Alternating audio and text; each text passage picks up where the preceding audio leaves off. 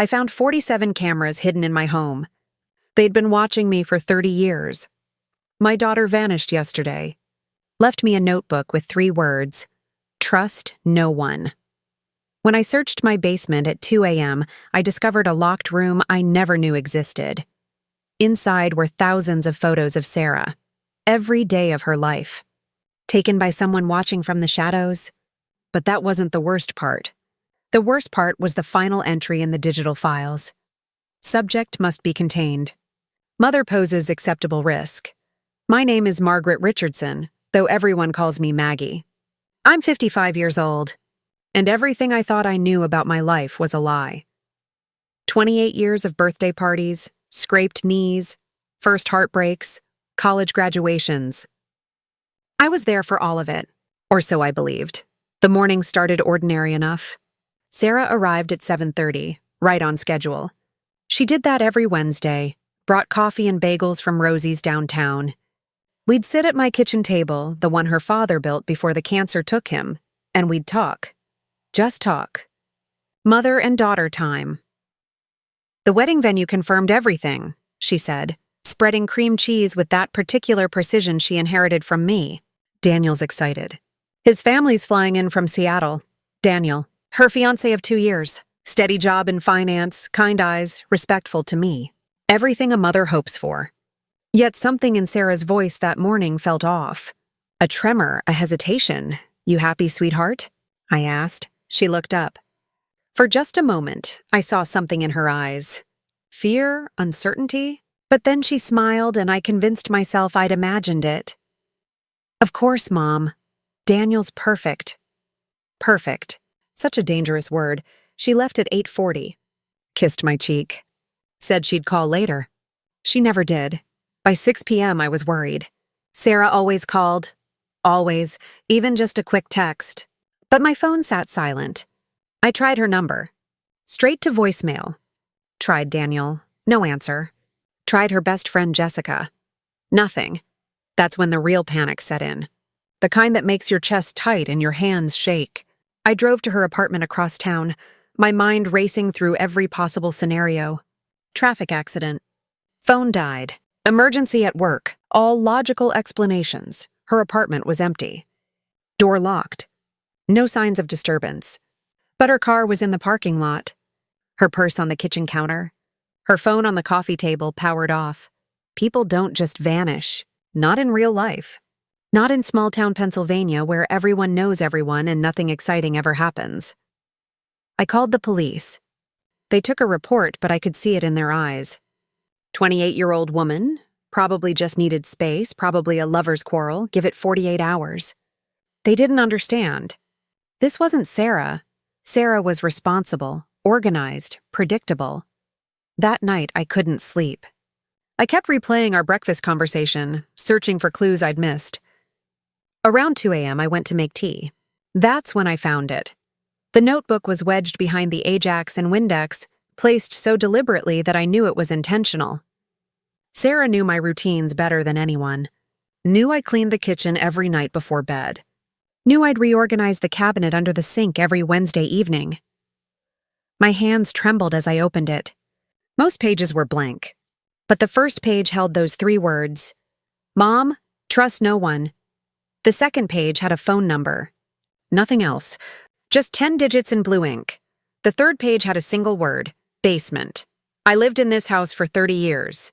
Knew every corner, every creaking floorboard, every quirk. We had a basement. Of course we had a basement. Where I did laundry, where I stored holiday decorations, where John's old tools still gathered dust. But why would Sarah write that? I grabbed a flashlight and went downstairs. At 2:30 in the morning, in my nightgown, I descended those wooden steps like I had 1,000 times before. The basement looked exactly as it always did. Washer and dryer in the corner. Boxes stacked neatly on metal shelves. John's workbench against the far wall. I searched for an hour. Found nothing unusual, nothing out of place. I was about to give up when I noticed something odd about the wall behind the workbench. The paint didn't quite match. It was close. Very close. Someone had tried to blend it. But in the harsh flashlight beam, I could see a rectangular outline.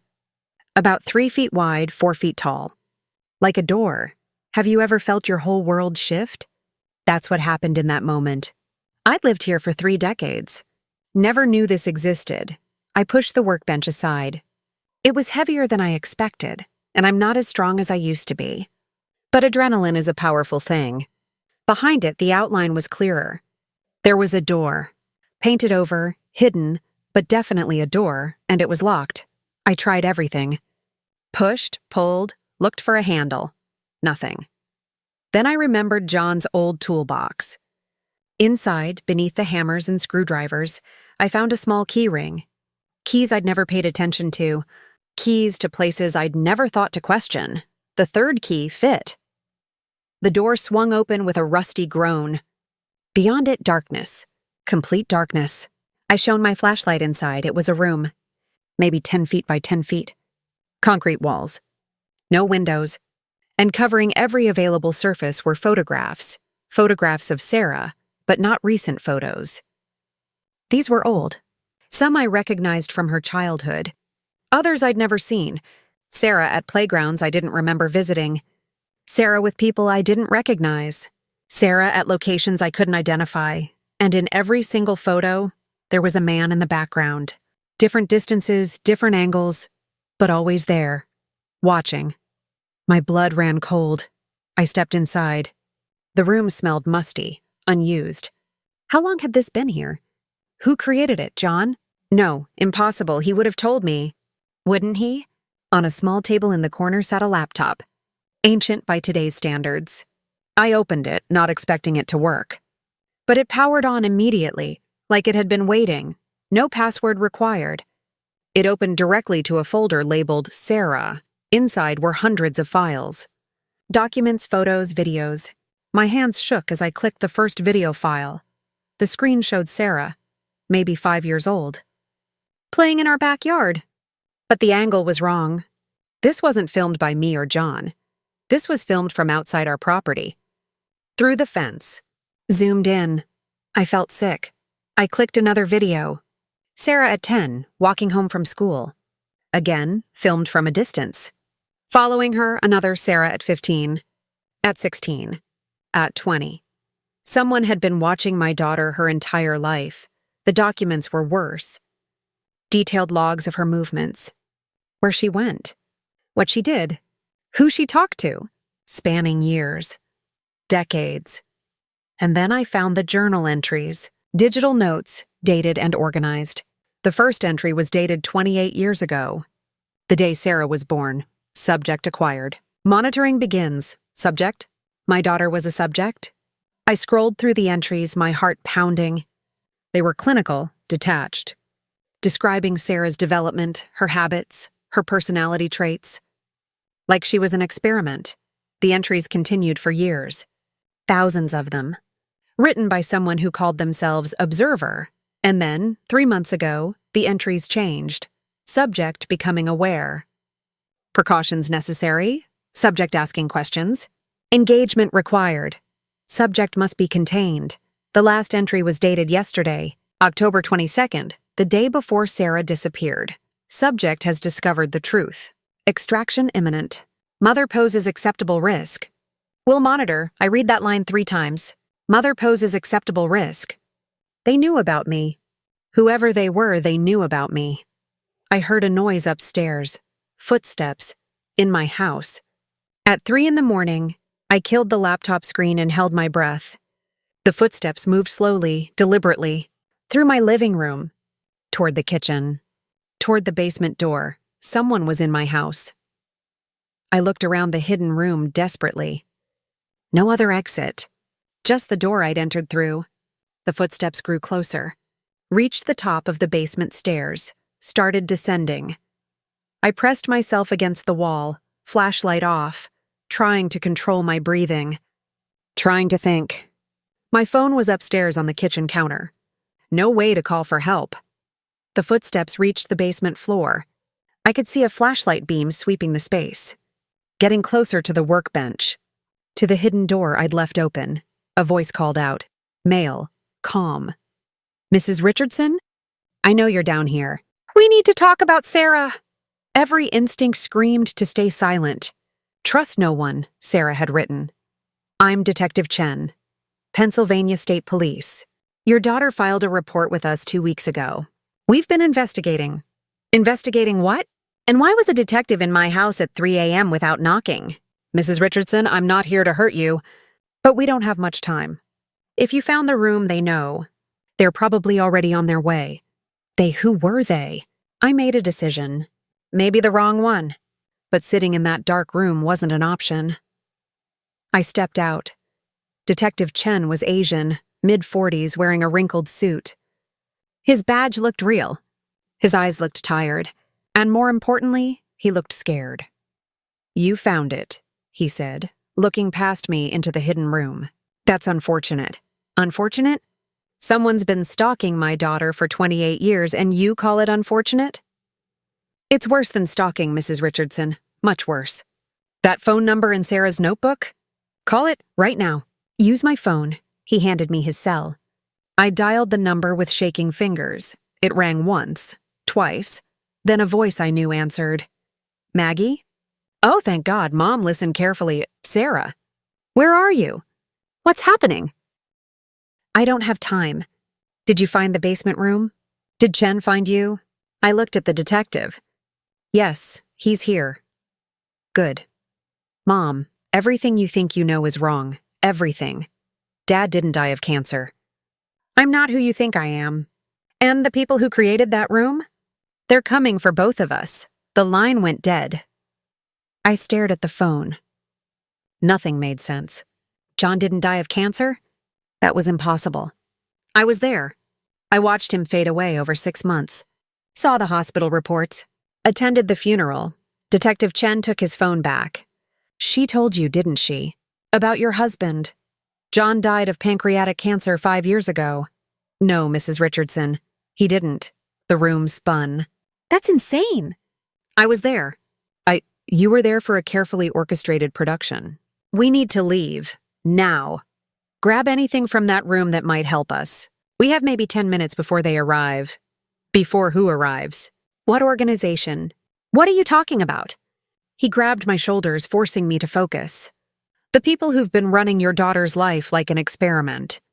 The same people who faked your husband's death. The same people who made you think you had a normal suburban existence.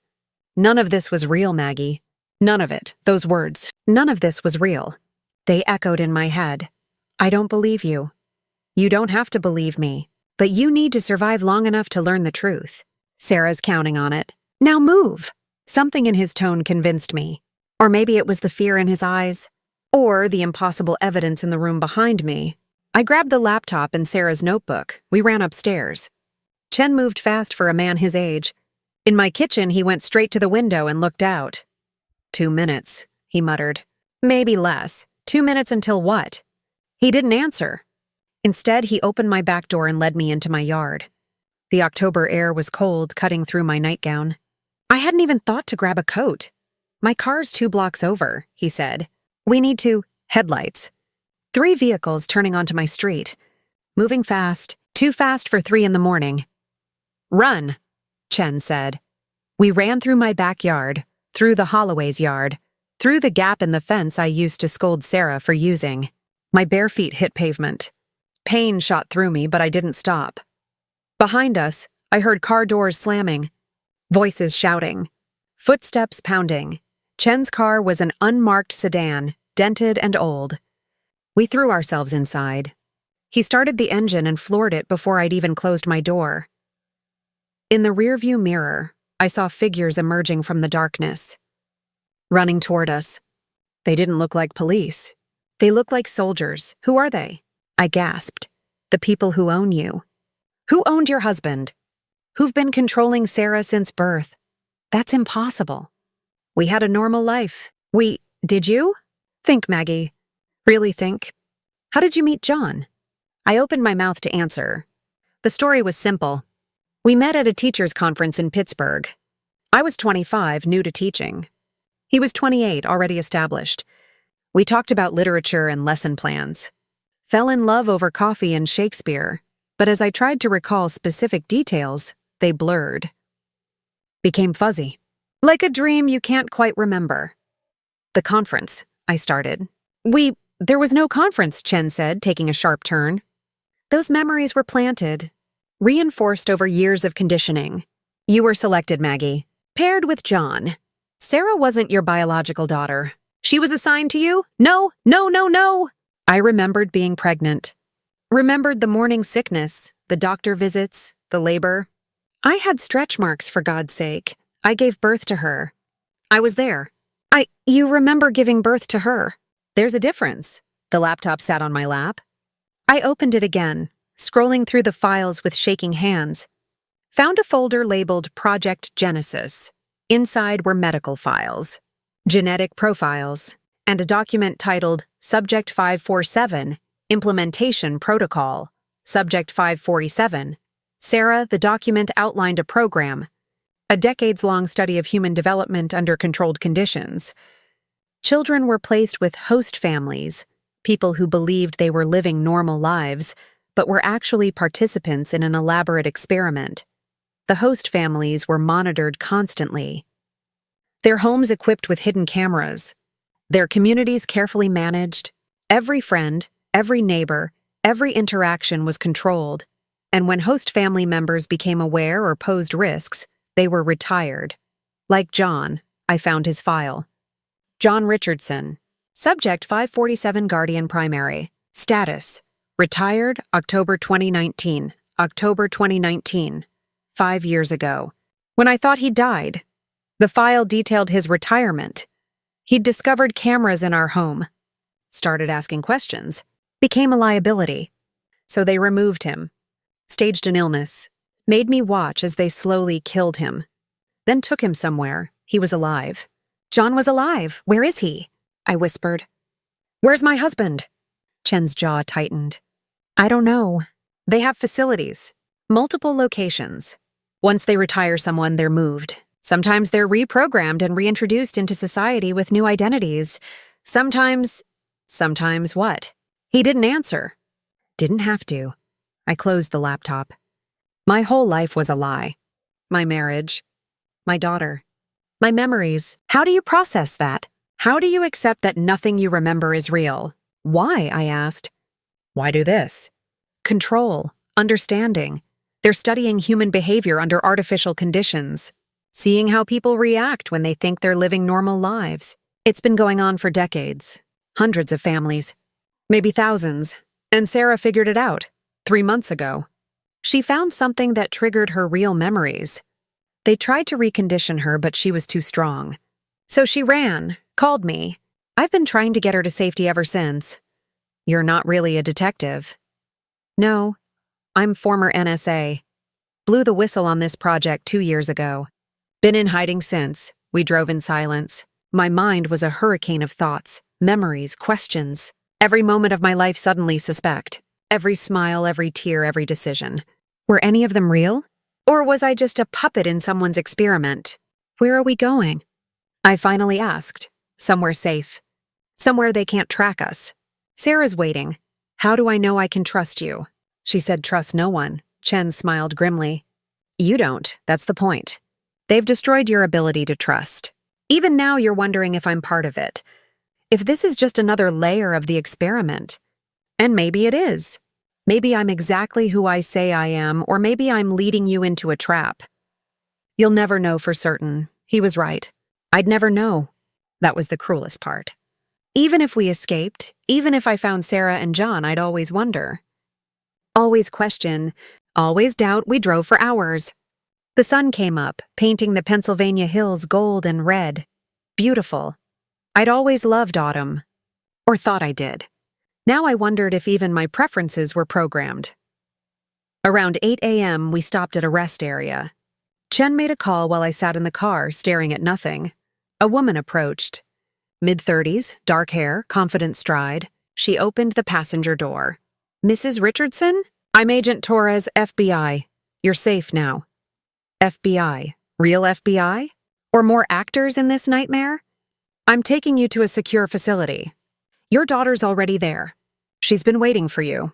I looked at Chen. He nodded. It's okay, Maggie. She's real. I promise. But what was a promise worth anymore? I followed Agent Torres because I had no other choice. What else could I do? Run? To where? Back to my fake life? My fake house? My fake memories? We drove for another hour. Eventually pulled into what looked like an abandoned industrial complex outside Harrisburg. But appearances, I'd learned, meant nothing anymore. Inside, it was anything but abandoned.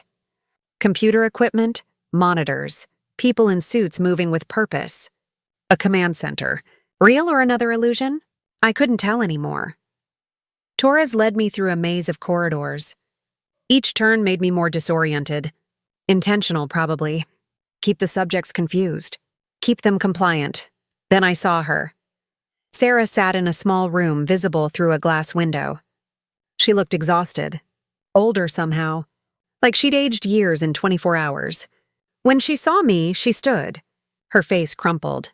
Tears. Real tears? Or conditioned response? Stop it, Maggie. That's your daughter. Your baby girl. Except she wasn't. According to the files, Sarah wasn't my biological child. She was assigned to me. Placed in my arms 28 years ago by people playing God, Torres opened the door. Sarah rushed forward and hugged me. I held her, and for a moment, nothing else mattered. Real or not, I loved her.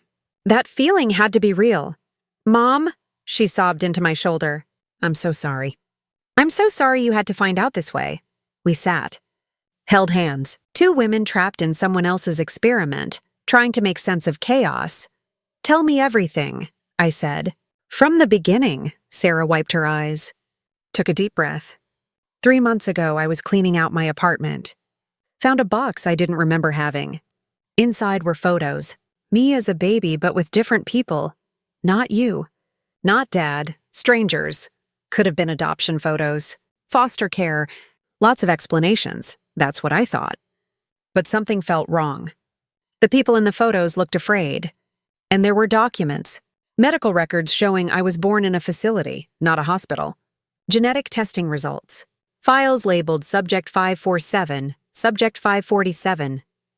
That number appeared everywhere in the laptop files. I started investigating, Sarah continued. Quietly. Didn't want to alarm anyone. Searched online for the facility name. Found nothing, but I found other people. Online forums, people sharing stories about false memories, controlled childhoods, families that weren't real. How many people? Hundreds, maybe more.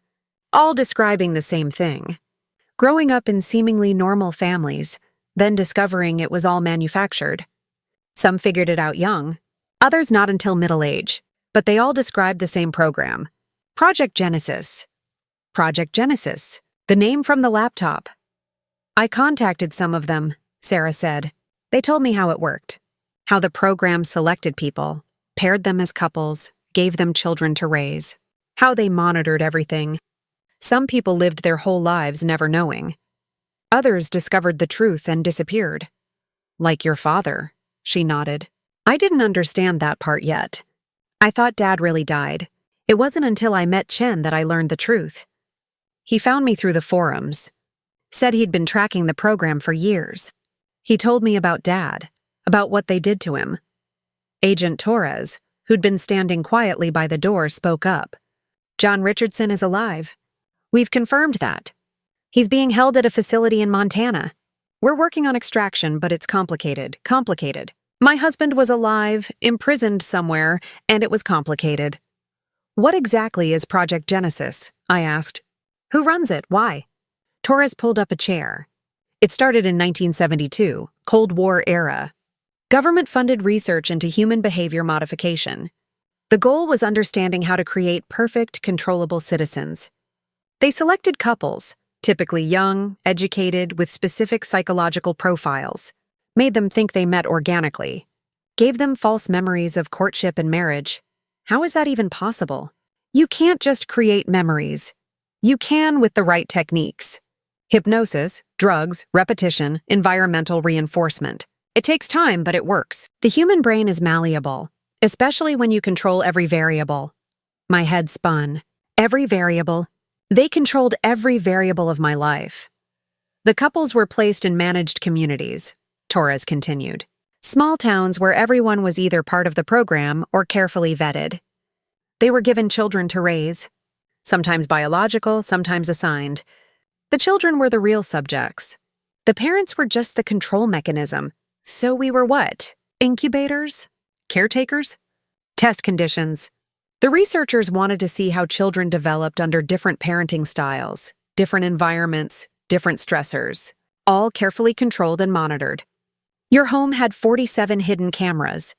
Your neighbors were mostly agents. Your friends were assigned to you. 47 cameras. Watching us eat, sleep, laugh, cry. Every intimate moment recorded and analyzed. And when people figured it out, they were retired. Sometimes killed, but usually just removed and reprogrammed. Given new identities and reintegrated elsewhere. The program couldn't afford exposure. Sarah squeezed my hand. Mom, I know this is overwhelming. Believe me, I know. When I first learned, I didn't sleep for days. Couldn't eat. Couldn't trust anyone. But we're out now. We're safe, were we? In a secure facility with people claiming to be FBI, being told everything I knew was a lie. How was that safe? Why Sarah? I asked Torres. Why was she chosen as a subject? What made her special? Torres hesitated, glanced at Sarah. Some silent communication passed between them. Mom, Sarah said quietly, there's more. Something I haven't told you yet. My stomach dropped. More? How could there possibly be more? The children in Project Genesis weren't random, she continued. They were selected for specific genetic traits. High intelligence, emotional resilience, certain physical characteristics. The program was breeding the next generation. Creating people who could be controlled but also be high-functioning members of society. Breeding? Like animals? Like soldiers? Like spies? Like perfect citizens who'd never question authority? That was the end goal. Create enough of us, place us in positions of power, and eventually they'd control everything. The room tilted. I gripped the table to steady myself. How many generations? I whispered. 3 so far. I'm Generation 2. My children would be Generation 3. That's why they were so invested in my relationship with Daniel. He's Generation 2 as well. From a different program branch. Our marriage was arranged. Daniel. Perfect, stable, boring Daniel. Of course he was part of it. Does he know? No, he's still asleep. Still living the programmed life. That's the scary part, Mom. Most people never wake up. They live and die thinking it's all real. Only a few of us ever see the truth. I stood, paced, tried to breathe. This was too much, too big, too impossible. Where's Daniel now? Probably looking for me. Probably panicking. They'll tell him some story. Maybe that I ran away. Maybe that I was mentally unstable. They'll make him move on, find someone else, continue the program. We have to warn him. We can't, Torres said firmly. The moment we contact him, they'll trace it. Find us. Everyone in this facility would be compromised. Daniel's lost to the program, Mrs. Richardson. Accept it and move forward. Accept it. Like accepting my marriage was fake.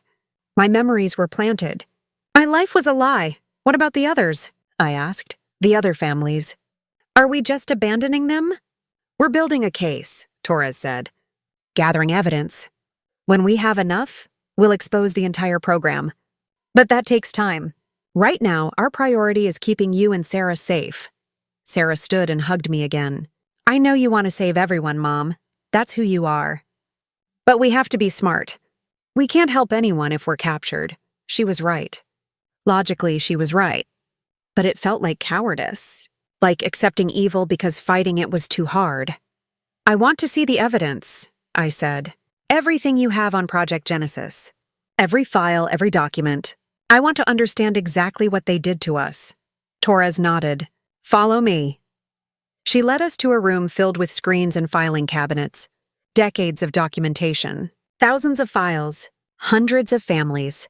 The scope was staggering. Torres pulled up files on a computer. Showed me video footage. My house, my bedroom, my bathroom. Every room I thought was private. Cameras everywhere. Watching, recording, always. She showed me psychological profiles. Mine, John's, Sarah's. Detailed analysis of our behaviors, our fears, our desires. Things I'd never told anyone. Thoughts I'd barely acknowledged to myself. All documented, all analyzed. She showed me the conditioning protocols, how they reinforced certain behaviors, punished others. Subtle manipulations I'd never noticed. A compliment from a neighbor at just the right moment. A setback at work when I was getting too independent. Social pressure to conform to their desired outcomes. My entire life was a script, and I'd performed it perfectly. This video, Torres said, pulling up a file. This might be the hardest to watch. The screen showed a hospital room. A woman in labor, young, scared, she gave birth. A baby girl, Sarah. Then men in suits entered. Took the baby. The woman screamed, fought, they sedated her. Carried her away. That's Sarah's biological mother, Torres said. She was a college student. Impregnated as part of the program. She thought she was participating in a medical study. Had no idea they'd take her child. I watched the screen through tears. That woman's screams echoed in my head. What happened to her? Paid off. Signed NDAs. Threatened if she ever spoke. Last we know, she's living in Oregon. Married. Has other children. Probably tries not to think about the daughter she lost. Sarah was crying too. I've thought about finding her. Reaching out. But what would I say? Hi, I'm the baby they stole from you 30 years ago? How do you process that? You don't. You can't. Some wounds are too deep to heal. We spent hours going through files. Each one more horrifying than the last. Children separated from biological parents. Couples with false memories. People who discovered the truth and were retired. The body count was in the hundreds, and it was still happening. Right now, families living lies, children being raised in controlled environments, all for some twisted experiment in social engineering. We need to stop this, I said. Now, not later. Now. We're trying, Torres insisted. But it's complicated. The program has protection at the highest levels. Government officials, judges, police chiefs. They've been careful. Built layers of protection. So we go public.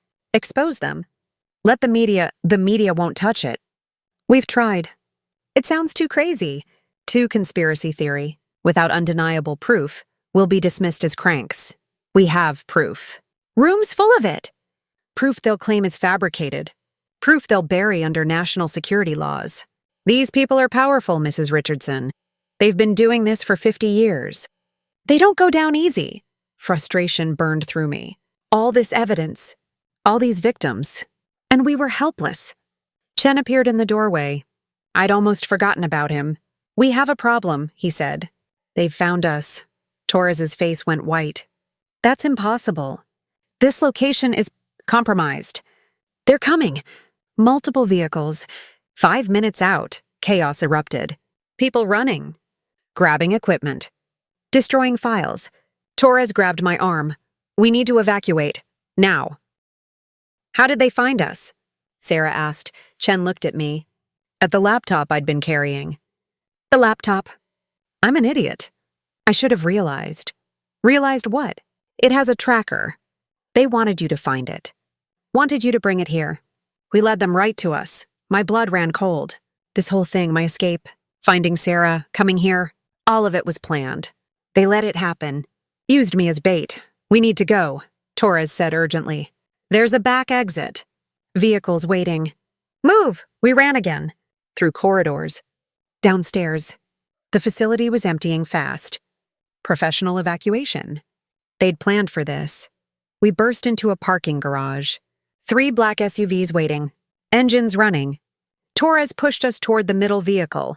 That's when the explosion hit. The wall blew inward. Concrete and metal flying. I was thrown backward. Hit the ground hard. Ears ringing. Dust everywhere. Through the smoke, figures emerged. Moving fast, professional, military gunfire. Sharp cracks echoing in the enclosed space. People screaming. I couldn't see Sarah. Couldn't see anyone. Hands grabbed me. Pulled me up. I fought on instinct. But they were too strong, a voice in my ear. Male, calm. Mrs. Richardson, stop fighting. It's over. I was dragged toward a vehicle. Black van. No windows. I kicked, screamed, useless. Then I saw Sarah, being held by two men. She was fighting too, yelling something I couldn't hear over the ringing in my ears. They threw us both into the van, slammed the doors, darkness, the van moved. Driving fast. Sarah found my hand in the darkness. Mom? You okay? I'm here. I'm here, baby. We held each other. Two prisoners. Again.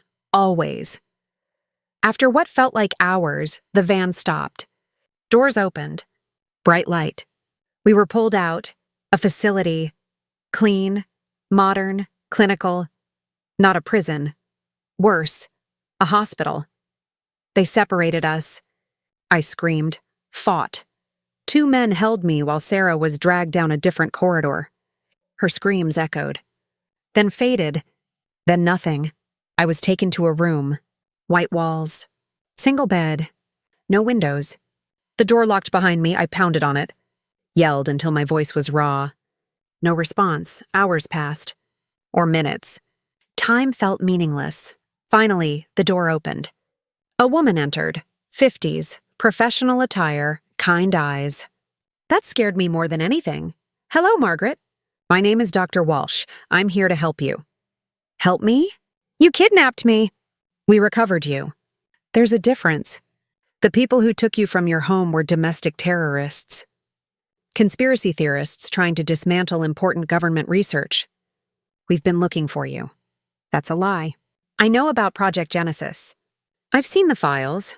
Files can be fabricated. People can be manipulated. Margaret, you've been through a traumatic experience. Your daughter has been feeding you delusional stories. We want to help you both. She sounded so reasonable, so compassionate. If I didn't know better, I might believe her. Where's Sarah? She's safe. Receiving treatment. She's been experiencing a psychotic break. It happens sometimes. The stress of wedding planning, perhaps. Or underlying mental illness. But she'll recover. And so will you. Treatment. That word chilled me. I want to see her. Soon. First, we need to help you process what you've been through. The trauma. The false memories those people planted. It will take time, but you'll recover. You'll go back to your normal life. Normal life. Back to the lie. Back to the cameras and the monitoring and the control. I know what you're doing, I said quietly. I know about the program. About the children. About everything. Dr. Walsh smiled. Sad. Pitying. Of course you do. They convinced you of that. But think, Margaret. Really think, does it make sense? A massive government conspiracy spanning decades? Controlling thousands of people? Creating false memories? It sounds like science fiction. She was good. Very good. Planting doubt. Making me question my own certainty. I saw the proof. The hidden room. The files. The videos. Which could all be staged. Digital manipulation is remarkably sophisticated these days. People believe what they want to believe. And you wanted to believe there was some grand explanation for your daughter's mental breakdown. It's easier than accepting that she's sick. Was she right? Could this all be an elaborate delusion? Chen and Torres and the facility and everything? My mind felt fragile, cracking. No, I knew what I saw. The laptop, the room, Sarah's notebook. Trust no one. I want a lawyer, I said. Of course. When you're feeling better, right now you need rest. Proper medication. Time to heal. Medication. They wanted to drug me. Erase my memories. Make me compliant again. I'm not taking anything. It's not a choice, Margaret. It's for your own good. We can't have you hurting yourself. 2 orderlies entered. One held a syringe. I fought. Kicked. Screamed. But they were practiced. Efficient. The needle went in. Cold liquid spreading through my veins. The room spun. Faded. I reached for consciousness and found nothing. I woke in darkness. My head felt stuffed with cotton. Mouth dry. Body heavy. How long had I been out? Hours? Days? A sound. Shuffling? Someone else in the room? Mom? Sarah's voice. Weak. Slurred. Sarah. Where are you? Here, they put us together. Thought it would break us faster. I found her in the darkness. We held each other. What did they give us? I asked. Something to make us compliant, confused. It's part of the reconditioning process. They'll keep us drugged while they rebuild our false memories. How do you know? Chen told me, before. He'd seen it happen to others. They'll keep us here for weeks, maybe months, slowly convince us that everything was a delusion, that we're mentally ill. Eventually, we'll believe them. No, I won't forget. I won't. You will. Everyone does. The drugs, the isolation, the constant gaslighting. It breaks people, even the strongest ones. Her hopelessness terrified me more than anything else. There has to be a way out. There isn't. This is it, Mom. This is how it ends. They win. They always win, I wanted to argue. To insist we'd fight, find a way. But the drugs made thinking hard. Made caring hard. Maybe it would be easier to just give in. Accept the lie. Live the simple life they'd created for me. Forget this nightmare ever happened. No. That's what they wanted. That's how they won. Sarah, listen to me. We can't give up. Your father is out there somewhere. Other families are trapped. If we give in, they win. And they keep destroying lives. Forever. What can we do? We're locked in a room, drugged, helpless. She was right. We were helpless, or were we? I thought about the laptop. The files I'd read. The psychological profiles. They thought they knew us. Knew how we'd react. Knew we'd break, but maybe that was their weakness. Their arrogance. Their certainty. They think they know us, I said. They think they've studied us so completely that we're predictable. But they're wrong. They can't account for everything. Can't control everything. What are you saying? I'm saying we play their game. We pretend to break. Pretend to accept the reconditioning. And while they think we're defeated, we plan. It was a long shot. Maybe impossible. But it was something. Sarah was quiet for a long moment. Then I felt her grip tighten. Okay, she whispered. Okay, we fight. The door opened. Light flooded in. Dr. Walsh stood silhouetted. Good morning, ladies. How are we feeling today? I looked at Sarah. She looked at me. Some unspoken agreement passed between us. Confused, I said. Everything feels like a dream. That's the medication. It will pass. Let's talk about what you remember. We talked. For hours. I pretended to doubt. Pretended my certainty was crumbling. Sarah did the same. We asked questions that made us sound uncertain. Accepted their explanations. Dr. Walsh smiled, pleased. You're making excellent progress. This became our routine. Daily sessions. Pretending to break.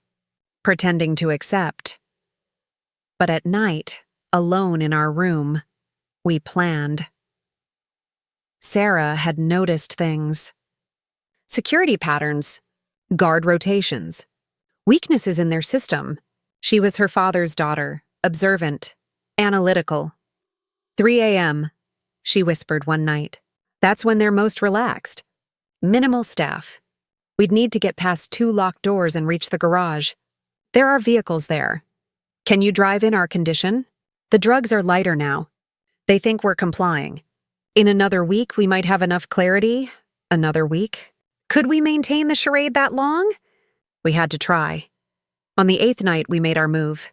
Sarah had been stealing small things. A paperclip, a pen, a plastic knife from our food trays. Over days, she'd fashioned crude tools. At 2:45 a.m., she started working on the door lock. Her hands shook from the drugs. Mine did too. Come on, she muttered. Come on. Click. The door opened. We moved into the hallway. Empty. Quiet. Following Sarah's memorized route. First locked door.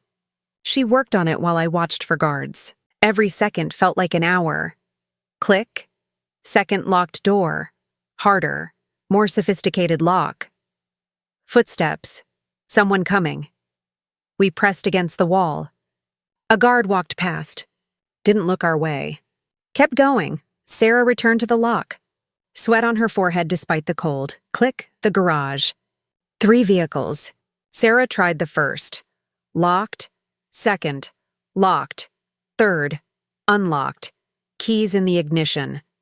They left it ready for someone, Sarah said. Don't care. Get in. We did. She started the engine. My heart hammered. The garage door was closed. Electric. Sarah found the control. Pressed it. The door began to rise. Slowly.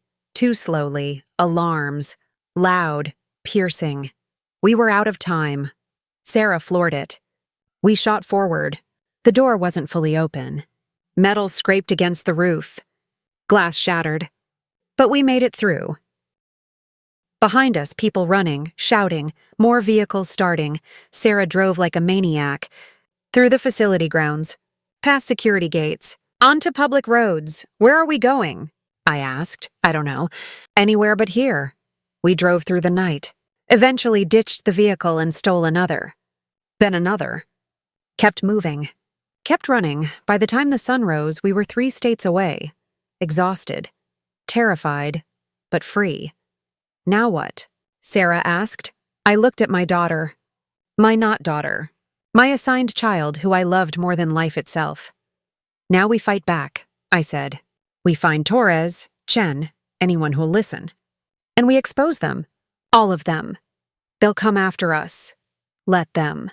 And they did. They're still coming. Every day. Every hour, but we're ready now. We have evidence. Allies. Other families who've woken up. A growing network of people who refuse to be controlled anymore. Project Genesis thinks they're invincible. They're wrong. This is just the beginning. My name is Margaret Richardson. I'm 55 years old. I was a subject in a government conspiracy for 3 decades, and I'm going to burn it all down.